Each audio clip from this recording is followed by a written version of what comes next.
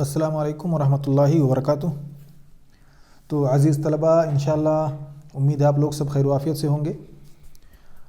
ہم لوگوں نے تقریباً ایک حصہ اپنے سلیبس کا مکمل کر لیا ہے، جس کا تعلق تھا اقتصاد سے، یعنی ہم نے اقتصاد جزئی اور اقتصاد کلی ان دونوں کو مکمل کر لیا۔ اور جیسا کہ ہم نے آپ لوگوں کو بتایا تھا کہ اس جز کو مکمل کرنے کے بعد ہم لوگ پڑھیں گے انشاءاللہ ان چیزوں کو جو اسلام سے ریلیٹڈ ہیں، یعنی ان کنٹریکٹس کو ہم پڑھیں گے یا ان ڈیلز کو ہم ڈسکس کریں گے جس کا تعلق اسلامی کنٹریکٹ سے ہے اور جو پریزنٹ ڈیز کرنٹ سچویشن میں اسلامک بینکنگ یا اسلامک فائنینشل سسٹم کام کر رہا ہے، اس پر بھی ہم ڈسکس کریں گے۔ یعنی اس وقت جو اسلامک فائنینشل سسٹم ہے بینکوں میں یا شیئر مارکیٹ میں یا ایسے ہی کیپٹل مارکیٹ میں، منی مارکیٹ میں، ان جگہوں پر اسلامک فائنینشل سسٹم یا اسلامک بینکنگ سسٹم کیسے کام کر رہا ہے، اس کے بارے میں ہم ڈسکس کریں گے۔ اس چیز کو ہم نے کہا تھا کہ ہم پڑھیں گے، لیکن اس پر جانے سے پہلے ایک اہم چیز اور ایک اہم موضوع علم الادارہ، یعنی ادارت کے بارے میں بھی ہم تھوڑا سا پڑھ لیتے ہیں، مینجمنٹ، کیونکہ اس کا تعلق ہم سب کی زندگی سے ہے، اور اگر ہم اس کو تھوڑا بہت پڑھ لیں گے تو انشاءاللہ بعد کی چیزوں کو اور اقتصاد اور ایسے ہی اس کا اپلیکیشن، یعنی جو ہم نے اقتصاد پڑھا ہے، اگر ہم اس کو اپنی زندگی پر اپلائی کریں گے یا اس طرح کی چیزوں کو ہم ایک تطبیق اور عملی جامہ پہنائیں گے تو اس کو کرنے کے لیے ہمیں ادارت کی ضرورت پڑے گی۔ تو میرے لیے، ہم سب کے لیے زیادہ بہتر ہوگا کہ ابھی ہم کچھ ادارت کے بارے میں جان لیں اور تھوڑا بہت اس کے بارے میں بھی سمجھ لیں۔ ہم اس میں ڈیٹیل سے نہیں جائیں گے، بلکہ ہم ادارہ اور اس کے جو اہم پارٹس ہیں اسی پر ڈسکس کریں گے۔ ہم اس میں ایک سمجھیے کہ اس موضوع سے متعلق ہم تقریباً 20% اور 25% ہی جانکاری حاصل کریں گے، اور اسے ہم کوشش کریں گے کہ 1-2 ہفتے میں یہ مکمل ہو جائے۔ اس کے بعد ہم لوگ انشاءاللہ ضرور اس بات پر ڈسکس کریں گے کہ اسلامک کیپٹل مارکیٹ یا اسلامک بینکنگ یا اسلامک منی مارکیٹ میں جو اس وقت کام ہو رہا ہے اور جو اس وقت کام چل رہا ہے وہ کیسے ہوتا ہے، اسلامک کنٹریکٹس کیسے ہوتے ہیں، بینکوں میں کیا ہوتا ہے، اسلامی بینکوں میں، اس پر بھی ہم ڈسکس کریں گے۔ ساتھ میں ہم کنونشنل بینکنگ سسٹم کو بھی ساتھ میں سمجھتے چلیں گے، کیونکہ جب ہم کوئی چیز کمپیریزن میں سمجھتے ہیں تو باتیں ذہن میں زیادہ بیٹھتی ہیں۔ یہ ایک چیز ہوئی، اور دوسری چیز یہ کہ ہم نے کوشش کی تھی کہ یہ ادارہ اور باقی کے جو دروس ہوں وہ پاور پوائنٹ پریزنٹیشن کے ذریعے سے ہوں، یعنی پاور پوائنٹ پریزنٹیشن کے ذریعے یا تو ویڈیو میں پریزنٹیشن کے دوران وائس کی ریکارڈنگ کی جائے اور پھر اسے پریزنٹ کیا جائے، یا اسے پروجیکٹر کے ذریعے سے پریزنٹ کیا جائے اور پھر وہاں پہ جو چیزیں شرح کی یا تفسیر کی محتاج ہوں ان کو بورڈ پر لکھ کر کے سمجھایا جائے۔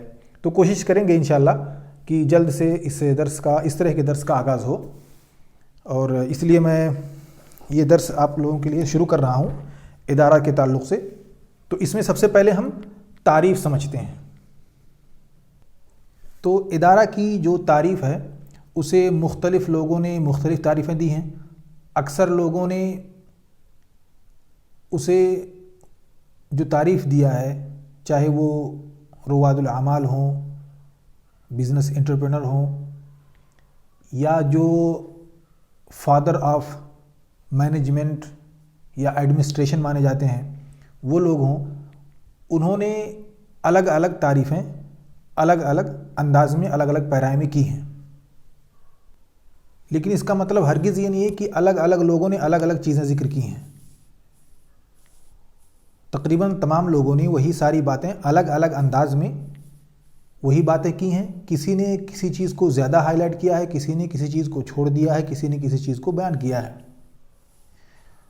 تو اگر ان تمام تعریفات کو ملا کر کے دیکھا جائے تو ہم نے جو تعریف تیار کی وہ اس طرح سے ہے: وظیفت تنفیذ الاعمال عن طریق الآخرین باستخدام التخطیط۔ دھیان دیجیے گا، التخطیط والتنظیم والتوجیہ والرقابہ، من اجل ماذا؟ تحقیق اہداف المنظمہ بکفایت وفاعلیہ مع مراعات المؤثرات الداخلیۃ والخارجیہ۔ اس تعریف میں دیکھیں بہت ساری باتیں ذکر کی گئی ہیں، یعنی ادارت جو ہے وہ ایک عمل ہے، ایک کام ہے، ایک وظیفہ ہے، اور اس وظیفے کو کرنے کے لیے کئی لوگوں کی ضرورت پڑتی ہے۔ اس لیے یہاں دیکھیں گے اعمال ہے، اور عن طریق الآخرین، دوسروں کے ذریعے، یعنی اس مینجمنٹ کو فلفل کرنے کے لیے یا اس کو اچھی طرح سے ادا کرنے کے لیے، اس کی ادائیگی میں ہمیں کئی لوگوں کی ضرورت پڑے گی، ایک سے زیادہ لوگوں کی ضرورت پڑے گی، مختلف تخصصات کے لوگوں کی ضرورت پڑے گی۔ تو ادارت کا جو عمل ہے وہ کئی لوگوں سے مل کر کے بنتا ہے ایک چیز۔ تو پتہ چلا کہ ادارت جو ہے وہ جہود بشری ہے، انسانی کوششوں کا نتیجہ ہے، جو عمل جماعی یا تعاون جماعی کا مطالب ہے۔ یہ ایک آدمی اسے خود ادا نہیں کر سکتا، بلکہ اس میں عمل جماعی کی ضرورت ہے، کئی لوگوں کے ایک ساتھ مل کر کے کام کرنے کی ضرورت ہے۔ کیسے اس کو کریں گے؟ یہ سارے لوگ کیا کریں گے؟ یہ سارے لوگ کچھ مہارات اور کچھ وظائف کے ذریعے سے انجام دیں گے۔ اس میں سے پہلا ہے التخطیط۔ یہ چیز اس کو آپ ذہن میں رکھیں، یہ مستقل ایک چیپٹر ہے، اس پر ہم ڈسکس کریں گے انشاءاللہ، ڈیٹیل میں نہیں، اس حد تک کہ آپ تخطیط کو سمجھ جائیں۔ پھر اس کے بعد تنظیم ہے، تخطیط کے ذریعے سے، تنظیم کے ذریعے سے، پھر توجیہ ہے، توجیہ کے ذریعے سے، اور پھر آخر میں رقابہ ہے، اس کے ذریعے سے۔ یعنی اجمالی طور پہ ہم ان ٹولز کا یا ان وظائف کا یا ان اعمال کا استعمال کرتے ہیں، یا جو لوگ ادارت میں ہوتے ہیں وہ ان چیزوں کا استعمال کرتے ہیں۔ کس لیے؟ جس کمپنی میں، جس آرگنائزیشن میں، جس تنظیم میں وہ لوگ ہیں، اس تنظیم کے اہداف، اس کے ٹارگٹ اور اس کے موٹو کو پورا کرنے کے لیے۔ تو یہاں پہ پلاننگ ہمارے پاس ہوتی ہے، نمبر 1۔ نمبر 2، ہمارے پاس تنظیم ہوتی ہے، مینجمنٹ یا آرگنائزنگ۔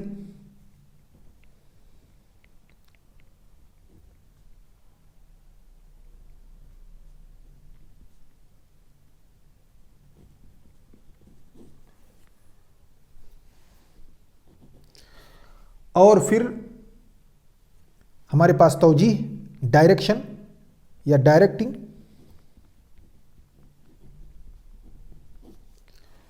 اور پھر ہمارے پاس نمبر 4،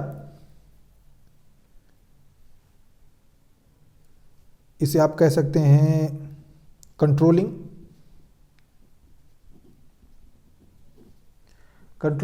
یا آپ کہہ سکتے ہیں اسے سپرویژن بھی کہہ سکتے ہیں۔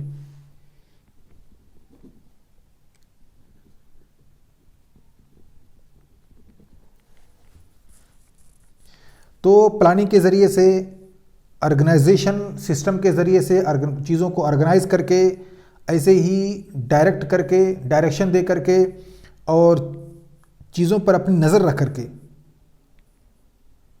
اور اس پر سپروائزری کر کے چیزوں کو انجام دیا جاتا ہے اس منظمہ کے اہداف کے حصول کے لیے۔ کیسے؟ بکفایت و فاعلیہ. اس چیز کو بھی آپ سمجھ لیں. کفایہ کا مطلب ہوتا ہے کسی چیز کو صحیح سے کرنا. بکفایت کسی چیز کو صحیح سے کرنا، وہ فاعلیہ صحیح طریقے سے کرنا. کیونکہ کوئی بھی منظمہ یوں ہی ویسے کام نہیں کرتا، بلکہ اس کے ساتھ کچھ شروط، کچھ معاییر ہوتے ہیں.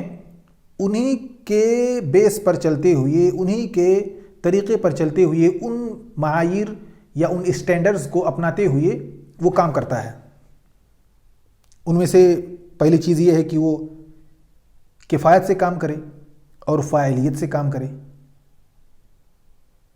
یعنی صحیح چیز کرے، صحیح کام کرے، جو بھی کرے صحیح کام کرے، اچھا کام کرے. اور کفایت یعنی جس چیز کو بھی کیا جا رہا ہے اس کو صحیح طریقے سے کیا جائے. ایک ہوتا ہے کہ آپ کوئی بھی چیز کریں گے غلط طریقے سے بھی صحیح کام کر سکتے ہیں، لیکن غلط طریقے سے صحیح کام کو کرنا یہ فاعلیت نہیں ہے، بلکہ فاعلیت یہ ہے کہ آپ صحیح طریقے سے صحیح چیز کو کریں. کبھی کبھار ایک انسان غلط کام کر رہا ہوتا ہے، اسی کے غلط کام کرنے سے بھی کوئی صحیح کام ہو جاتا ہے.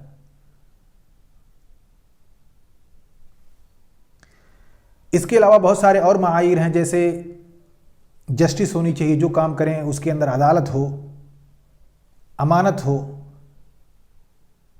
اور جو ملک کے یا انٹرنیشنل یا نیشنل یا جو منظمہ کے قوانین ہیں، جس تنظیم میں آپ کام کر رہے ہیں، جس آرگنائزیشن کے تحت آپ کام کر رہے ہیں، جس آرگنائزیشن سے آپ جڑے ہوئے ہیں، جس میں آپ کام کر رہے ہیں، اس کے کچھ لوائح اور اس کے کچھ اصول و ضوابط ہوتے ہیں. ان لائحہ اور ان اصول اور ضوابط کے حساب سے آپ کو کام کرنا ہوتا ہے. تو یہی ہے بکفایت و فاعلیہ. کبھی کبھار آپ کسی تنظیم کے اصول اور ضوابط کے خلاف کام کرتے ہوئے بھی اپنے ہدف حاصل کر سکتے ہیں، لیکن وہ اس اصول کے خلاف ہے. یہ فاعلیت اور کفایت نہیں ہے، یہ اس منظمہ کے اصول کے خلاف ہے. تو جو تنظیم ہوتی ہے، جو ادارت ہوتی ہے، وہ منظمہ کے ملک کے اصول اور یا جتنے بھی اصول ہوتے ہیں ان سارے اصول اور ضوابط کو فالو کرتے ہوئے آپ کو کام کرنا ہوتا ہے. اور آخری چیز جو یہاں پہ بڑی اہم ہے وہ یہ ہے کہ جو داخلی اور خارجی مؤثرات ہیں وہ ایسی چیزیں جو آپ کے ادارت کو اثر ڈال سکتی ہیں، پر اثر ڈال سکتی ہیں، اس پر اثر انداز ہو سکتی ہیں اور اس کو انفلوئنس کر سکتی ہیں. ان عوامل اور ان فیکٹرز کو بھی آپ ذہن میں رکھیں. اس لیے کہا گیا مع مراعات المؤثرات الداخلیہ والخارجیہ. انٹرنل اور ایکسٹرنل جو انفلوئنسر ہیں، جو انوائرمنٹ ہے جس میں آپ کام کر رہے ہیں، اس انوائرمنٹ میں کچھ چیزیں ایسی ہوتی ہیں جو آپ کی منظمہ کے باہر ہوتی ہیں. ان کا اثر آپ کے تنظیم پر پڑے گا، آپ کے آرگنائزیشن پہ پڑے گا، آپ کی سوسائٹی پہ پڑے گا، آپ کے سماج پہ پڑے گا. ایسے ہی کچھ چیزیں داخلی آپ کے سوسائٹی میں یا آپ کے تنظیم میں داخلی چیزیں جو ہیں اس کی وجہ سے آپ پر اثر پڑے گا. داخلی چیزیں جیسے تنظیم ہے، اس تنظیم میں بہت سارے کام کرنے والے لوگ ہیں، یہ آپ کے داخلی لوگ ہیں. اس میں ادارہ علیہ، وسطیٰ اور ادارہ سفلی ہوتا ہے. یہ جو ٹاپ اور مڈل اور لوور کلاسز جو تنظیم بنی ہے، جو مینجمنٹ سسٹم ہے، یہ لوگ داخلی ہیں. ان میں اگر کوئی پرابلم ہوتی ہے، ان میں سے کسی کو کوئی چیز بری لگتی ہے یا اس کے حساب سے اس کام کو نہیں کیا جاتا ہے، یا اس میں سے کسی کو اس کام کو کرنے میں مزہ نہیں آتا ہے، یا اس کام کے وہ خلاف ہے، تو اس کا اثر آپ کے کام پر پڑے گا. ایسے ہی جو ایکسٹرنل چیزیں ہیں، جیسے حکومت ہے، حکومت کی طرف سے کوئی نیا قانون آیا، اس کا اثر آپ پر پڑے گا. جیسے اگزامپل کے طور پر جی ایس ٹی ہے. اب جی ایس ٹی سے پہلے بہت ساری کمپنیاں تھوڑا موڑا ٹیکس دیتی تھیں، لیکن جی ایس ٹی آنے کے بعد ان کو ایک اچھا خاصا بجٹ گورنمنٹ کو دینا پڑ رہا ہے. تو اب اس کا اثر پڑا کہ نہیں پڑا؟ تو خارجی عوامل نے آرگنائزیشن کو انفلوئنس کیا، اس پر اپنا اثر ڈالا، اس پر اپنا ایفیکٹ ڈالا. ایسے ہی ایک دوسرا اگزامپل آپ لے سکتے ہیں، جیسے نوٹ بندی ہے. نوٹ بندی اچانک ہوئی. بہت سارے لوگوں کے پاس لیکوڈیٹی تھی، پیسے تھے ہاتھ میں، بینکوں میں تھا، ادھر ادھر تھا.